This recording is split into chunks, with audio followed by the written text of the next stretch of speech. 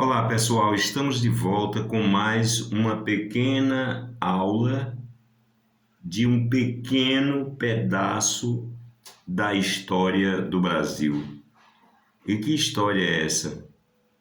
Essa história teve o seu clímax em 1989, quando foi eleito para presidente da República o senhor Fernando Collor de Mello.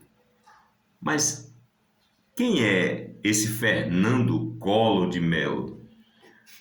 O Brasil não é uma monarquia, mas no Brasil as oligarquias regionais, as oligarquias estaduais reinam absolutas por séculos, por lustros, por decênios. Elas sempre têm um período de reinado, embora algumas tenham uma vida mais efêmera. No entanto, muitas dessas oligarquias, elas são resilientes, elas perseveram e ficam por anos e anos dominando uma região. Fernando Collor de Mello, de uma família de usineiros de Alagoas, é uma dessas figuras que naturalmente conseguiu uma coisa que poucos poderiam imaginar, porque na sua retaguarda de campanha, a sua equipe não era grande, não era experiente, não era famosa. Ele colocou uma prima como ministra da Fazenda do governo. Ou seja, era tipo assim, o cara é dono de um sítio, de uma fazenda, e vai nomeando os parentes para você vai tomar conta das vacas, você vai tomar conta da lavoura de cana e tal. E foi assim o governo de Fernando Collor de Mello. Mas a pergunta que não quer calar: como um usineiro que era governador de um dos estados mais pobres, violentos e problemáticos do Brasil, o estado de Alagoas, se tornou presidente da República? A resposta pode ser qualquer uma, pode haver centenas de respostas para essa pergunta, mas tem uma resposta fundamental, que é: Fernando Collor era o dono da concessionária da rede regional da Globo, da repetidora da Globo, lá no estado de Alagoas. Era dono de jornal, era dono de um sistema de comunicação acoplado ao poderio midiático da Rede Globo de televisão. Essa mesma Rede Globo de televisão que tanto assustou os militares e que, quando quiseram derrubar os militares, derrubaram não com as armas, baionetas, canhões, mas sim com as pancadas midiáticas da Globo. E existe um fato que talvez muitos de vocês ignorem, é que o SNI, o Serviço Nacional de Informação, o Golbery de Couto e Silva, naquela época procurou Silvio Santos para ajudar Silvio Santos a criar uma rede nacional de televisão para se contrapor ao poderio da Globo. Porque a Globo teve uma época, hoje a Globo não vale mais nada, a audiência caiu, está demitindo em massa. A Globo hoje está se transformando num monte de lixo. Mas já houve um tempo que, se a Globo dissesse assim: olha, beba água da cabaça redonda que você vai ficar bonita, no dia seguinte acabaria o estoque de cabaça redonda no Brasil, porque todas as mulheres iam querer tomar água da cabaça redonda para ficarem bonitas. Então, o que a Globo dizia era lei, era norma.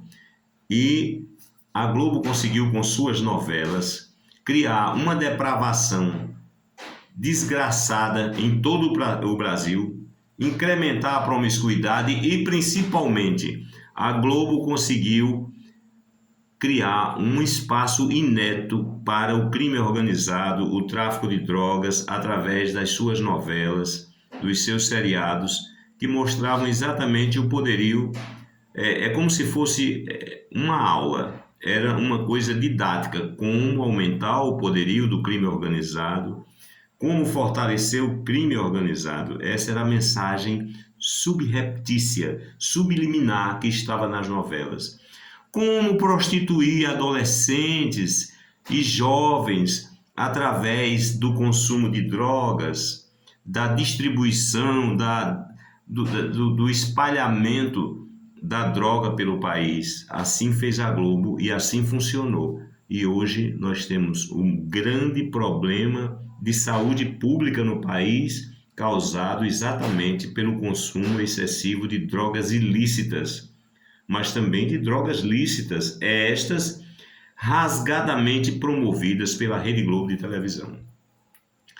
Voltando ao senador Caçador de Marajás, ele começou com uma estrutura zero. Ele era apenas governador de Alagoas e tomou algumas medidas que era tudo fachada, medidas inconstitucionais e ilegais de reduzir salários de alguns servidores do governo do estado, sabendo ele de antemão que aquelas pessoas iriam até o judiciário e reverteriam todas aquelas decisões que cortaram benefícios e salários acima do teto constitucional, que até hoje existem em todas as esferas do poder público no Brasil. Eles continuam recebendo 100 mil, 150 mil reais.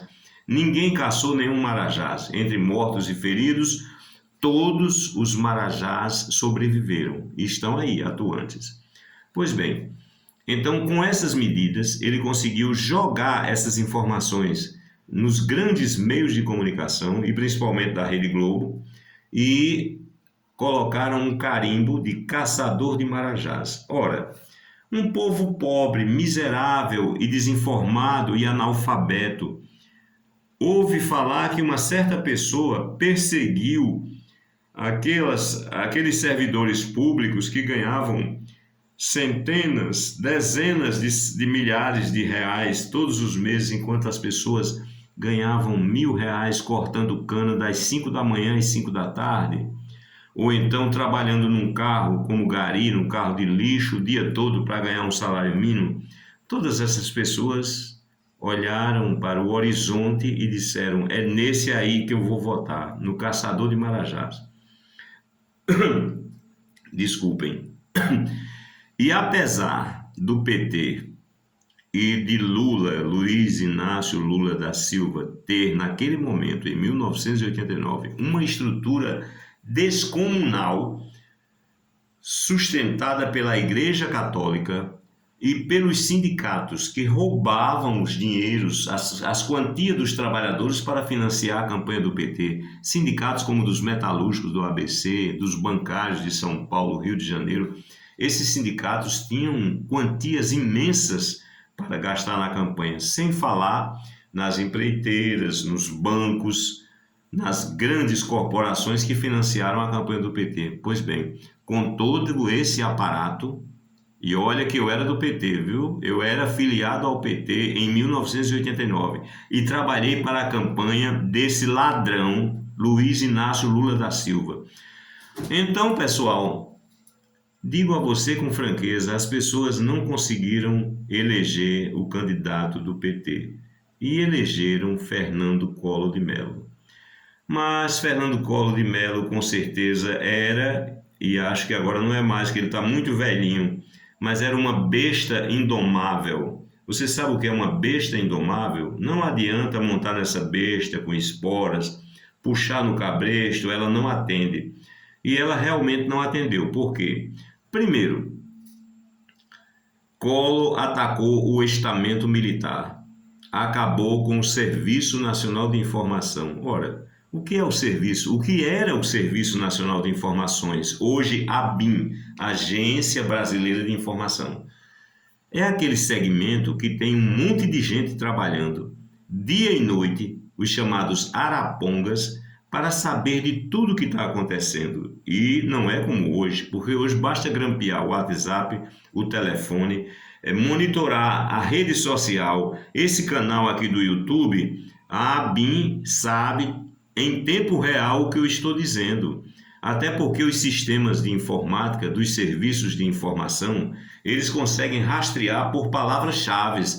Se você disser assim, eu vou atirar no presidente da República, imediatamente aquela informação é catalogada por um servidor de altíssima velocidade, é encaminhado para um analista de informação para ele analisar se isso que eu falei é real ou se foi apenas dentro de um contexto de uma aula do professor Almeida.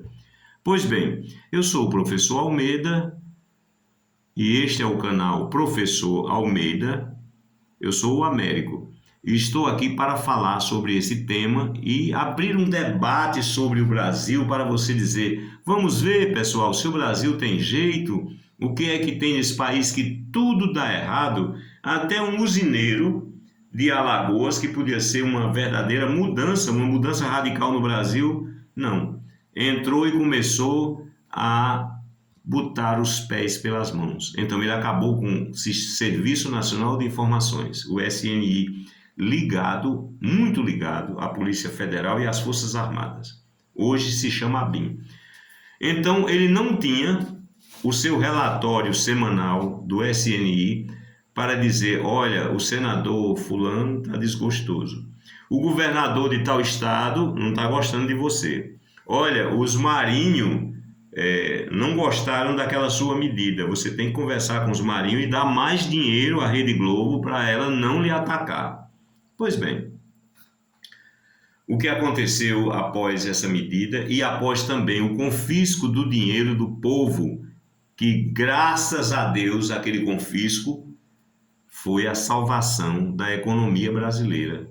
Nós precisamos de mais confiscos para matar a inflação.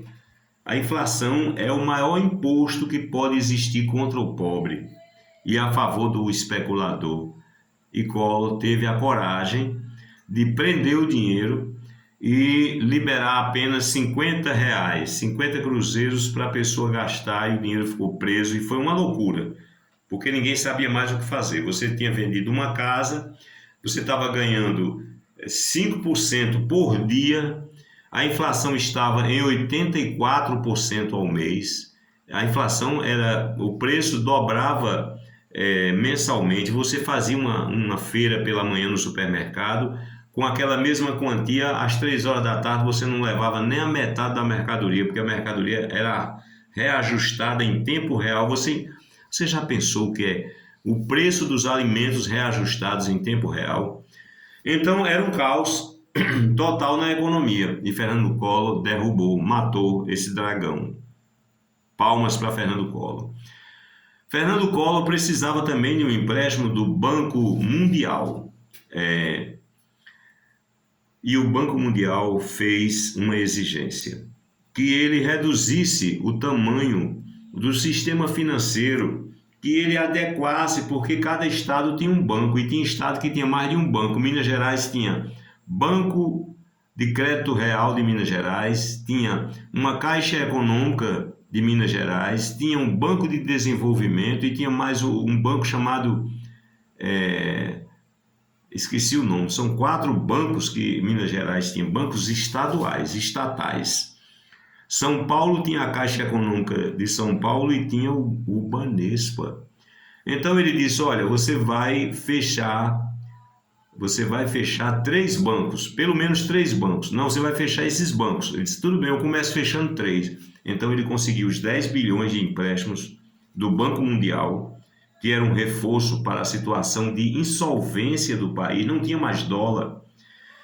E aí eu tenho a honra e a alegria de dizer que eu fui uma das vítimas do fechamento dos bancos. Banco do Estado do Piauí, Banco do Estado do Rio Grande do Norte e Banco do Estado da Paraíba. Esses 3 bancos foram fechados de uma canetada só, no dia 20 do mês. No dia que eu recebi o salário, o banco fechou. No dia seguinte, eu estava sem dinheiro. Eu vivi a história. Quando eu falo aqui para você, eu falo com muita propriedade, porque eu vivi a história. E eu agradeço muito ao senhor Fernando Collor de Mello, porque se não fosse ele, eu hoje seria um servidor público aposentado. E se você quer realmente destruir o cérebro de uma pessoa, transforme essa pessoa num servidor público, principalmente um empregado de um banco ou de qualquer repartição que a pessoa não trabalha. O cérebro atrofia. Você vai ficando todo dia dependente somente daquele salário.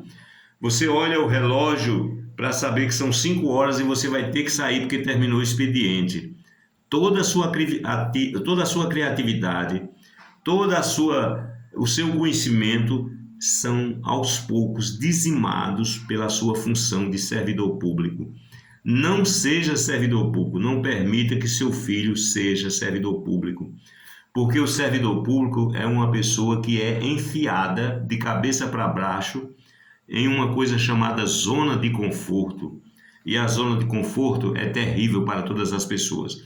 Então veja só, Collor foi atacado pela Rede Globo.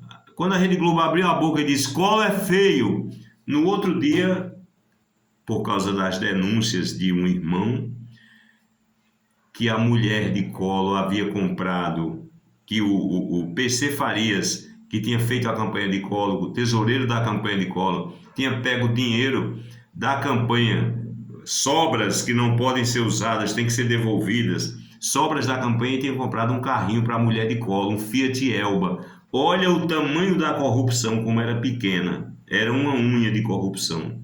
Não se compara com a corrupção do PT, a corrupção do governo atual e nenhuma corrupção que você já viu.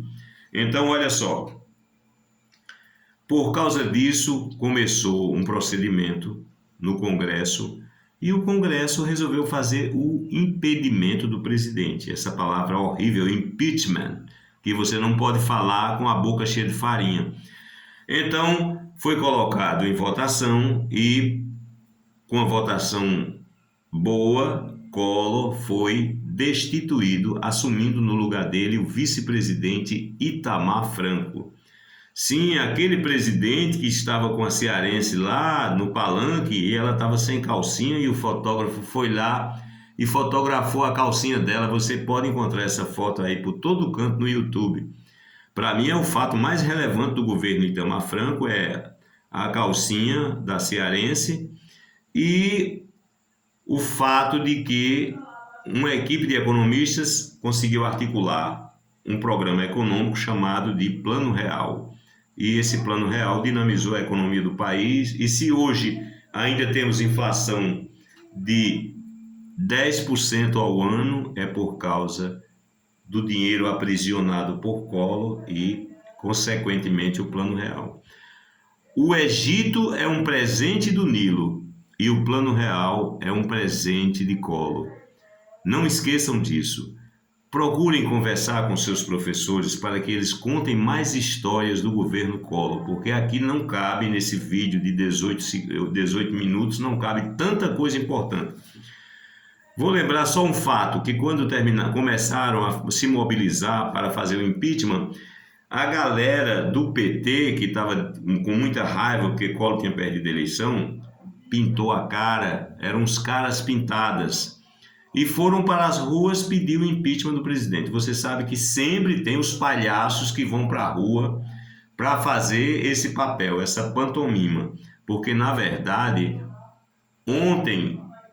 hoje como dantes, tudo aquilo é uma simulação. Na verdade, tudo começa lá na retaguarda, lá nos bastidores. Você quer derrubar o presidente Bolsonaro, dizendo fora Bozo? Pode ir para a rua, fique tranquilo, ele não vai cair. Ele não vai cair porque ele não cometeu a asneira que Collor cometeu. E ele tem o apoio de quem? Dos caras que tem um fuzil na mão. E se você tiver o apoio de quem tem o dinheiro, os banqueiros, e se você tiver o apoio de quem tem o fuzil na mão, você jamais será derrubado. Aprenda isso, entendeu? E pare de ir para a rua comer mortadela com pão, gritando fora Bozo e pichando parede, porque isso é uma grande tolice. Eu também já fui um idiota. Eu fui um idiota útil do PT, eu ajudei a fundar o PT, eu fui preso em greves comandadas pelo PT. Eu não quero que nenhum filho meu faça um papel ridículo desses. A gente tem que mudar esse país, mas de outra forma. Esse país vai mudar pela educação, pela qualificação e por um regime realmente duro que não permita que essa nação vire uma baderna, porque continua sendo uma baderna. Uma parte do governo do Brasil está na mão do crime organizado. Você tem alguma dúvida? Não tenha dúvidas. Se inscreva, curta, compartilhe, comente no nosso canal. O professor Almeida voltará novamente com novas aulas.